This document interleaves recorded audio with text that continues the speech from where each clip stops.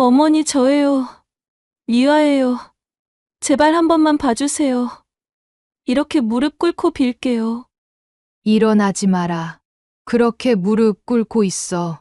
어머니, 제발 용서해주세요. 10년 전에 내 통장 비우고 사라질 때는 참 당당하더니 이제 와서 무릎은 잘도 꿇는구나. 죄송해요. 어머니, 저 너무 후회하고 있어요. 후회. 네가 퍽이나 할까? 내 아들이 알코올 중독자가 되어가는 걸 보면서 내 가슴이 얼마나 미어졌는지는 알고 그런 소리를 하냔 말이다. 됐고 일단 이것부터 받아라. 이게 뭐죠? 10년 동안 내가 너를 위해 준비한 거야. 어서 펴봐. 어머니, 이걸 어떻게? 놀랐나? 그래. 이제부터가 진짜 시작이야. 안녕하세요. 이영숙입니다. 저는 올해 78세가 되었습니다. 제가 이렇게 제 이야기를 하게 될 줄은 몰랐습니다. 평생을 모은 재산 7억이 사라진 그날부터 10년이라는 시간이 흘렀습니다. 하지만 지금도 그날만 생각하면 가슴이 너무 아픕니다. 처음 우리 며느리를 본 건 2013년 초봄이었습니다. 벚꽃이 막 피기 시작할 때였죠. 아들 용석이가 결혼하겠다고 데리고 온 날이었습니다. 키가 아담하고 단정한 모습의 조선족 처녀였습니다. 이름은 장미화, 나이는 32이었습니다. 어머니, 저 미화라고 해요. 앞으로 잘 부탁드립니다. 그 애의 목소리가 아직도 생생합니다. 처음엔 조금 떨리는 듯 했지만 그 목소리에 묻어나는 공손함이 마음에 들더군요. 무엇보다 그 맑은 눈빛. 그 눈빛만 보고도 이 애는 우리 며느리가 될 사람이구나 싶었습니다. 어머니, 제가 한국에서 식당 일을 10년이나 했어요. 음식 솜씨는 자신 있으니까 걱정 마세요. 처음엔 조선족 며느리라 걱정도 많이 했습니다. 뉴스에서 사고 소식을 심심치 않게 접하기도 했고, 주변에서도 걱정을 많이 했으니까요. 하지만 미화는 달랐습니다. 한국말도 유창했고, 한국 생활도 꽤 오래 했다고 했습니다. 결혼식도 소박하게 치렀습니다. 미화가 원했죠. 어머니, 저희 결혼식은 검소하게 하고 그 돈으로 차라리 신혼집 전세금을 보태는 게 어떨까요? 그 말을 들은 제 마음이 얼마나 흐뭇하던지. 물질 만능주의에 빠진 요즘 세상에 이런 현실적이고 알뜰한 며느리를 얻었다는 게 정말 감사했습니다. 결혼하고 나서도 미화는 정말 며느리 노릇을 착실하게 했습니다. 아침 식사는 꼭 제가 일어나기 전에 준비해 놓고 퇴근하고 들어와서도 피곤할 텐데 항상 웃는 얼굴로 맞아주었습니다. 어머니, 이번 주말에는 제가 어머니 좋아하시는 동태찌개 해드릴게요. 어머님이 담그신 김치랑 같이 먹으면 맛있을 것 같아요. 시장에 장을 보러 가면 항상 제 팔짱을 끼고 다녔습니다. 허리 아프다고 짐도 다 자기가 들겠다고 하고 이웃들도 부러워할 정도였죠. 아이고, 영숙 씨는 복 받았어요. 어떤 며느리가 저렇게 효성스러울 수가 있어요. 그런 말을 들을 때마다 제 어깨가 으쓱했었습니다. 우리 아들이 좋은 짝을 만났구나. 이제 걱정 없이 살 수 있겠구나. 그렇게 생각했습니다. 그렇게 살갑게 굴던 며느리였는데 지금 생각해보면 그때부터 이미 계획이 있었던 것 같습니다. 우리 가족의 마음을 사로잡기 위한 치밀한 계획이. 그리고 그 계획은 결혼 2년 차부터 서서히 모습을 드러내기 시작했습니다. 결혼 2년 차가 되던 해 미화의 태도가 조금씩 달라지기 시작했습니다. 처음에는 너무 미세한 변화라 저도 못 느낄 정도였죠. 하지만 지금 돌이켜보면 그때부터 조금씩 함정을 파고 있었던 겁니다. 매주 저와 함께하던 동네 봉사활동도 바쁘다며 빠지기 시작했고, 저녁이면 스마트폰만 들여다보는 시간이 많아졌습니다. 처음엔 피곤해서 그런가 보다 했죠. 직장도 다니고 집안일도 하니 힘들만도 했으니까요. 그래도 여전히 저를 향한 애교는 한결같았습니다. 어머니, 요즘 제가 봉사활동도 못 가고 죄송해요. 일이 너무 바빠서요. 대신 이번 주말에는 제가 어머니 좋아하시는 소갈비 해드릴게요. 그렇게 달콤한 말로 저의 마음을 어루만지곤 했습니다. 그러던 어느 날이었습니다. 미화가 퇴근하고 들어오더니 한참을 울더군요. 화장도 다 지워진 얼굴로 한숨도 자지 못한 것처럼 초췌해 보였습니다. 어머니, 제가 좀 실수를 했어요. 알고 보니 직장 동료가 권해서 주식 투자를 시작했다는 겁니다.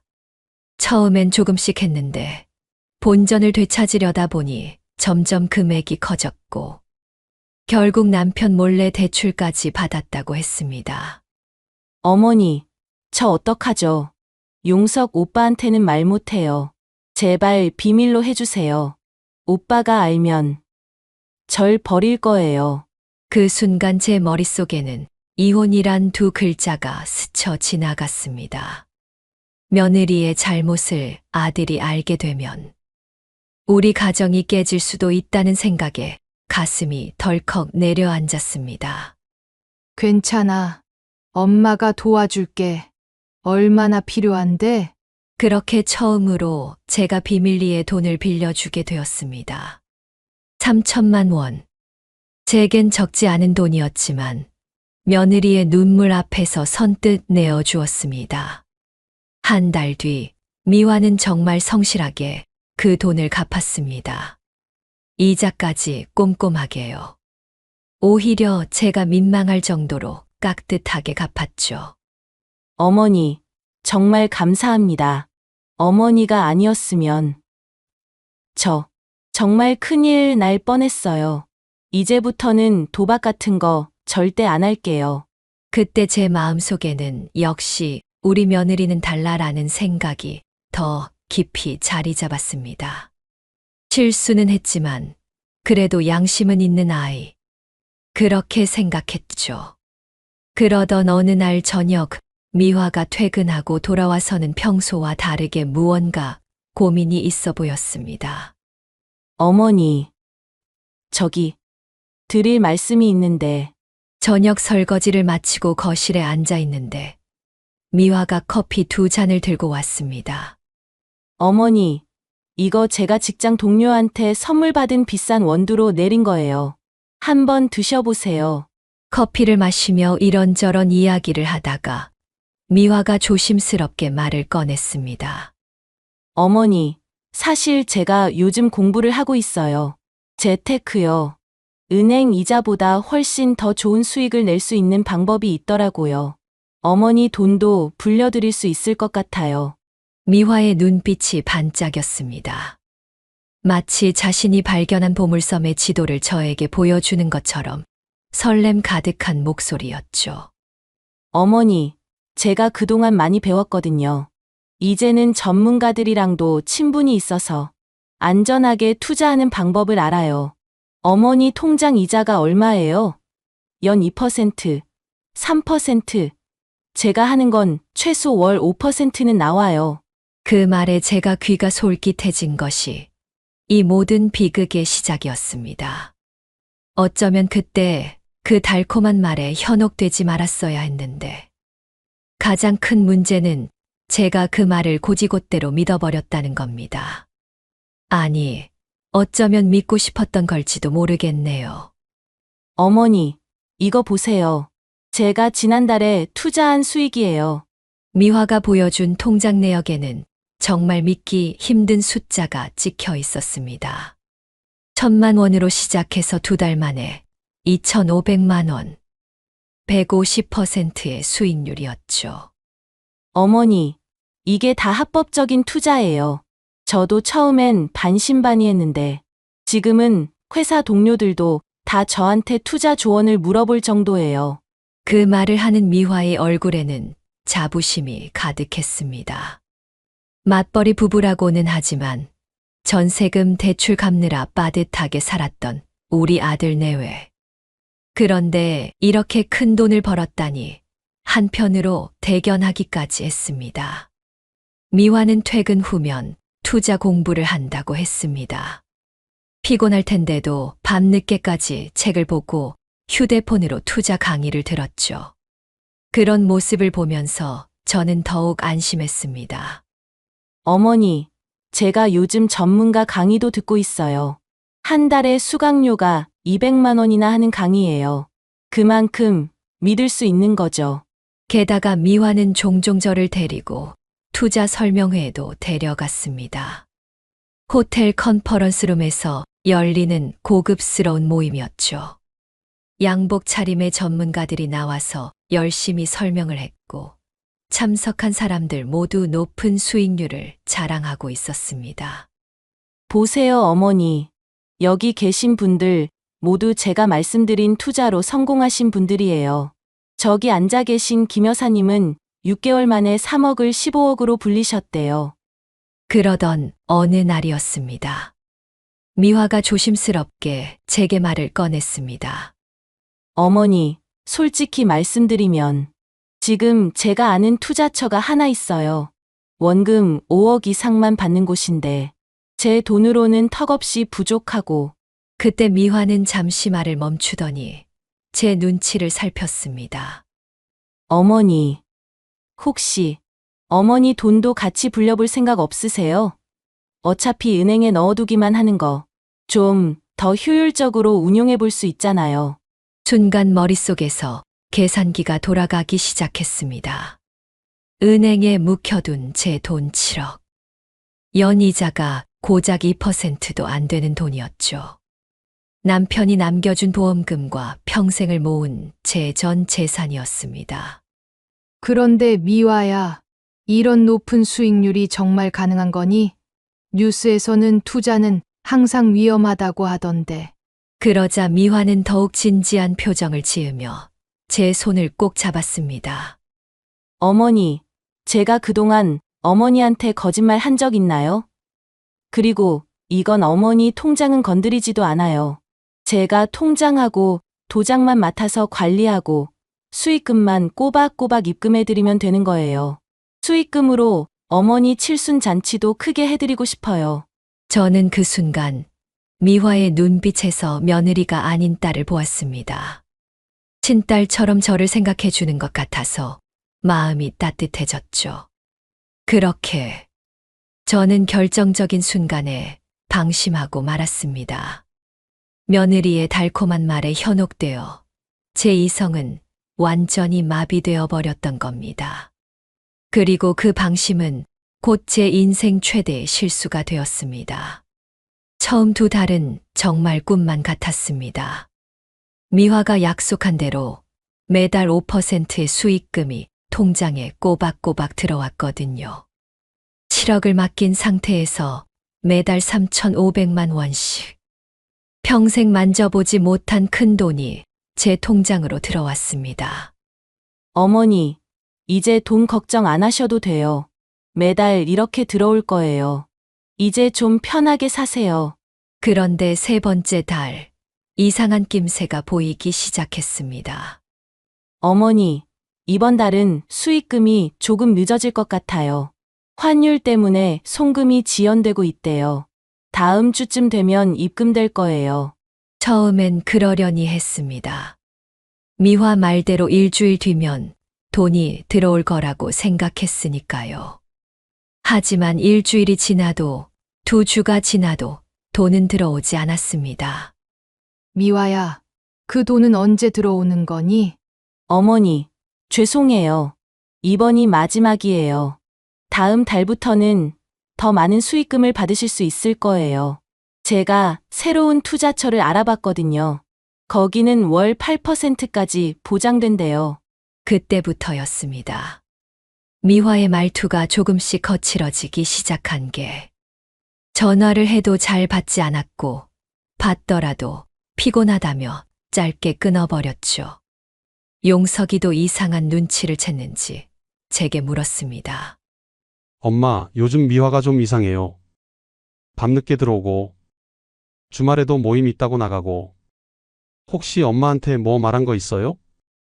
당황한 저는 괜찮다고 아무 일도 없다고 둘러댔습니다. 아들한테 이런 일을 알릴 수는 없었으니까요. 특히 그 큰 돈을 며느리한테 맡긴 걸 알면 아들이 얼마나 실망할지가 걱정되었기 때문입니다. 그렇게 한 달이 더 지났습니다.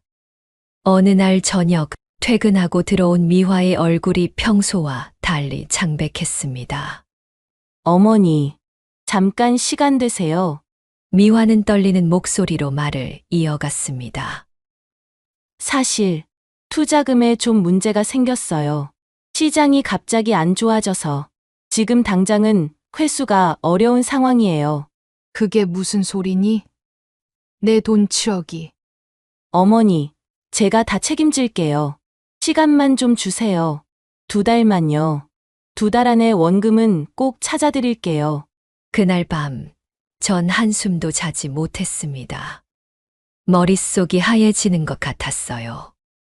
남편이 남겨준 보험금, 평생 모아온 제 전 재산이 불안한 마음에 은행에 가봤습니다. 고객님, 통장을 가지고 오셨나요? 아니요. 통장이랑 도장은 며느리가 가지고 있는데 그러면 통장 재발급을 해드릴까요? 거래 내역이라도 한번 확인해 보시죠. 그 순간 제 눈앞이 캄캄해졌습니다. 계좌에는 단돈 10,000원. 그것도 한 달 전에 이미 모든 돈이 빠져나간 상태였습니다. 은행을 나오는 순간 제 다리에 힘이 풀렸습니다. 길가 벤치에 털썩 주저앉아 한참을 울었죠. 그때 문득 정신이 번쩍 들었습니다. 아직 퇴근 시간 전이니 회사로 찾아가 보자. 그래, 미화를 직접 만나서 확인해 보자 싶었습니다. 하지만 회사에서 들은 이야기는 더 충격적이었습니다. 장미화 씨요? 한 달 전에 그만뒀는데요. 갑자기 사직서 내고 짐 챙겨갔어요. 그 순간 모든 게 이해되기 시작했습니다. 매일 출근한다며 나가던 며느리, 늦게 들어온다던 퇴근, 모두 거짓이었던 거죠. 떨리는 손으로 아들에게 전화를 걸었습니다.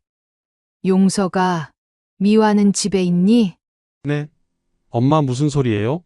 미화 오늘도 출근했는데. 용서가, 엄마가 전화기 너머로 들려오는 아들의 다급한 목소리. 그리고 곧이어 들이닥친 현실의 무게. 저는 그대로 그 자리에서 쓰러지고 말았습니다. 병원에서 깨어났을 때 아들이 제 곁을 지키고 있었습니다. 엄마, 미화가 보낸 문자예요. 휴대폰 화면에는 한 줄의 메시지가 있었습니다. 미안해요, 오빠. 다시는 한국에 돌아오지 않을 거예요. 잊어주세요. 그 뒤로 우리 아들은 완전히 다른 사람이 되었습니다. 매일 소주병을 붙들고 사는 신세가 되어버렸죠. 엄마, 내가 다 잘못했어요. 내가 엄마 돈도 날리고 사기꾼한테 엄마를 넘겨서 이게 무슨 꼴이에요. 정말 살고 싶지 않아요. 나 같은 놈은 죽어야 해. 그렇게 술에 취해 울부짖는 아들을 볼 때마다 제 가슴은 찢어질 듯 아팠습니다. 경찰에 신고도 해봤지만 소용없었죠. 이미 중국으로 출국한 기록이 있습니다. 계좌 추적도 해보겠지만 이런 케이스는 보통 계좌 추적이 어렵습니다. 그렇게 세월이 흘러갔습니다. 10년. 제 인생에서 가장 길고 고통스러운 시간이었죠. 하지만 그 시간 동안 저는 결코 포기하지 않았습니다. 언젠가 반드시 그 아이가 돌아올 거라는 걸 알았으니까요. 그리고 정말 그 예감은 적중했습니다. 경찰 조사가 시작되자 충격적인 사실들이 하나둘 드러났습니다. 이영숙 씨, 며느리 장미화는 조선족이 맞습니까? 네. 그렇다고 했어요. 조사 결과 장미화 씨는 중국 한족입니다. 조선족이라고 속인 거죠. 심지어 결혼 전에도 이미 중국에서 3번의 결혼 이력이 있는 것으로 확인됐습니다. 그 말을 듣는 순간 제 머릿속에서 뭔가가 윙 하고 울렸습니다. 처음부터 전부 계획된 것이었다는 걸 깨달은 거죠. 그리고 이영숙 씨 댁 말고도 피해자가 더 있습니다.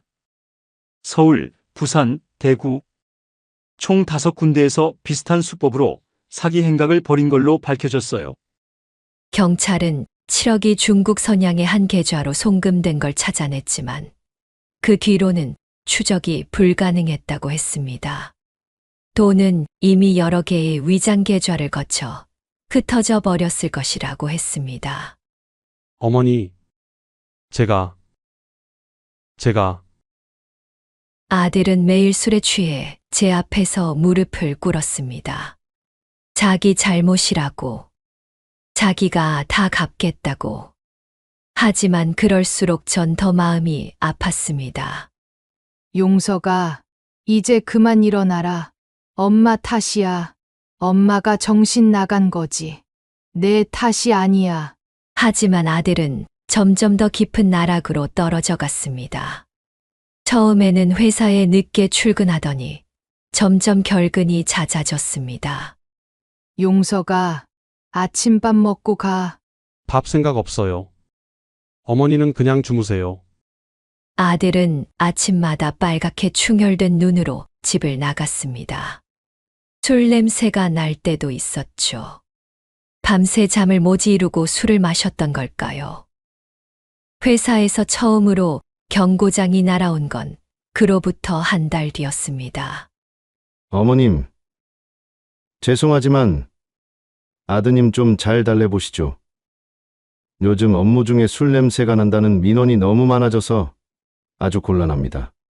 그렇게 3번의 경고장 끝에 아들은 결국 권고사직 처분을 받았습니다.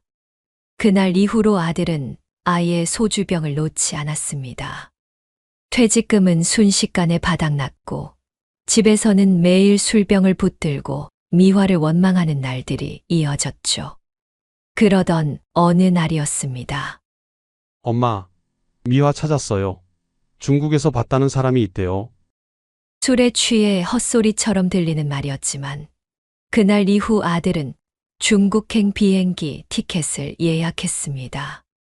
미화를 찾겠다며 그렇게 한 달을 헤매다 빈손으로 돌아왔고 또다시 술에 빠져들었죠. 용서가, 이제 그만하자. 엄마도 다 잊었어. 안 돼요. 그 돈 제가 꼭 찾아올 거예요. 그렇게 5년이 흘렀습니다. 아들은 여전히 술집에서 살다시피 했고 저는 밤마다 아들 방문 앞에서 흐느꼈습니다. 하지만 그 시간 동안 저는 조용히 준비하고 있었습니다. 언젠가 반드시 그날이 올 거라는 걸 알았거든요. 사람의 욕심이란 한 번의 성공에 멈추지 않으니까요. 그래서 전 10년이란 시간을 버텨냈습니다. 그리고 정말 그날이 왔습니다. 아들이 술에 쩔어 사는 동안 저는 조용히 움직였습니다. 며느리가 사라진 다음 날부터 저는 새로운 일을 시작했습니다. 매일 밤 일기장을 펼쳐놓고 그날의 모든 것들을 기록했습니다. 아들이 몇 시에 일어났는지, 얼마나 술을 마셨는지, 그리고 제가 해야 할 일들까지 하나하나 꼼꼼하게 적어 내려갔습니다. 일기장 속에는 제 삶의 흔적이 고스란히 담겨 있었습니다. 오늘 앞집 순자 씨가 중국 이야기를 했다. 길림성에 조카가 산다고. 내일은 꼭 연락처를 받아둬야겠다. 조금이라도 미화의 흔적을 찾을 수 있을지 모르니까. 인터넷을 뒤지다가 중요한 정보를 발견했다. 길림성에 사기꾼들이 많이 모여 산다는 글. 이건 꼭 기억해둬야지. 하지만 기록만으로는 부족했습니다. 매일 밤 컴퓨터 앞에 앉아 중국어를 공부하기 시작했습니다. 70살이 넘은 나이에 처음 보는 한자와 씨름하는 게 쉽지는 않았습니다. 하지만 포기할 순 없었죠. 한자 외우다 보니 어느새 간단한 대화는 할 수 있게 되었습니다. 이렇게 중국어를 배우는 동안 중국에 있는 한국 사람들 모임에도 가입했습니다. 인터넷으로요. 거기서 비슷한 피해 사례들도 접할 수 있었고, 미화 같은 사기꾼들의 행동 패턴도 파악할 수 있었죠. 보통 5년에서 10년 주기로 다시 한국에 들어온대요. 그때를 노려야 해요. 한 피해자 모임 회장님의 말씀이었습니다. 그분 말씀대로라면 미화도 언젠가는 한국에 다시 들어올 거라는 거죠. 경찰서도 수시로 다녔습니다. 담당 형사님을 귀찮게 할 정도로요. 형사님, 혹시 새로운 소식은 없나요? 아직이요? 하지만 최근에 비슷한 수법의 사기 사건이 늘고 있어서 예의주시하고 있습니다. 그러던 어느 날 경찰서에서 한 가지 조언을 해주셨습니다. 사기꾼들은 보통 자신이 성공한 지역을 다시 찾아온다고 합니다. 피해자가 아직도 그 지역에 살고 있다는 걸 알면서도요. 그만큼 자신감이 넘치거든요. 그 말을 듣는 순간 전 직감했습니다. 미화도 분명 다시 이 동네를 찾아올 것을 말입니다. 그래서 전 이사도 가지 않고 계속 이 집에 살았습니다. 그리고 특별한 준비를 했죠.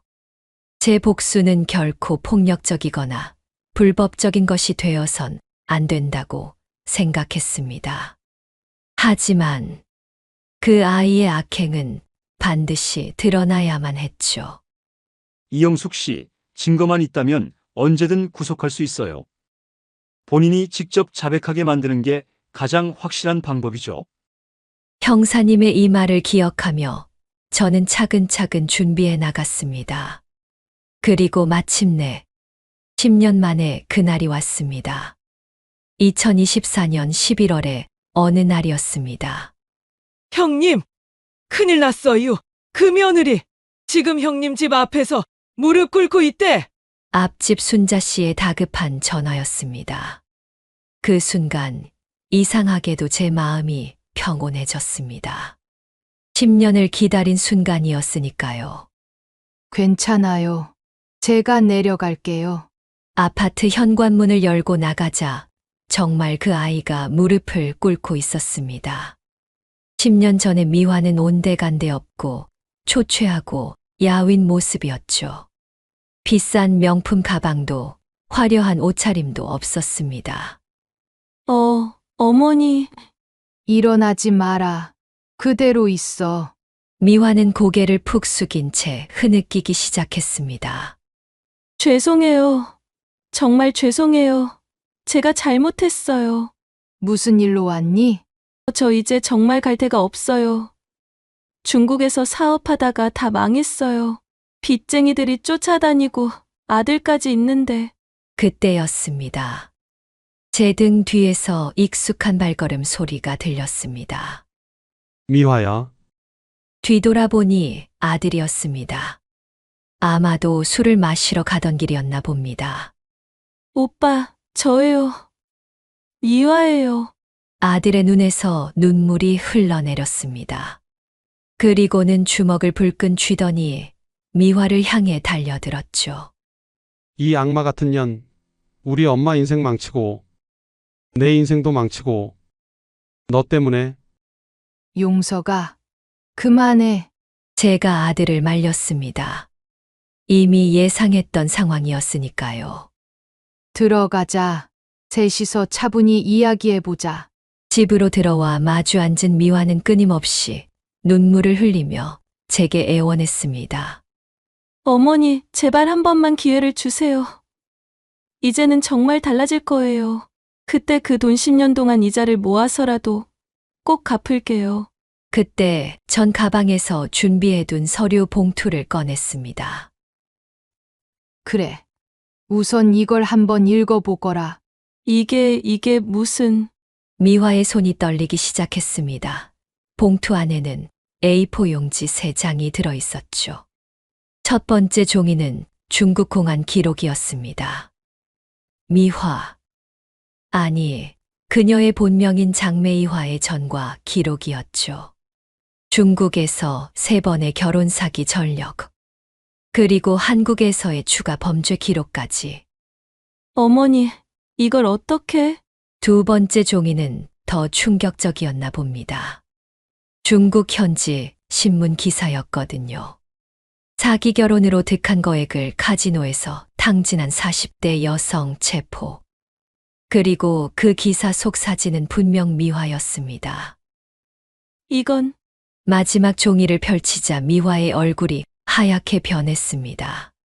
중국 선양의 한 사채업자가 보낸 차용증과 협박 편지. 미화를 쫓고 있는 건 빚쟁이들이 맞았지만 그들은 단순한 사채업자가 아닌 현지 범죄 조직이었습니다. 어떻게 이런 것들을... 10년이면 긴 시간이지. 나는 그동안 너를 찾아다녔어.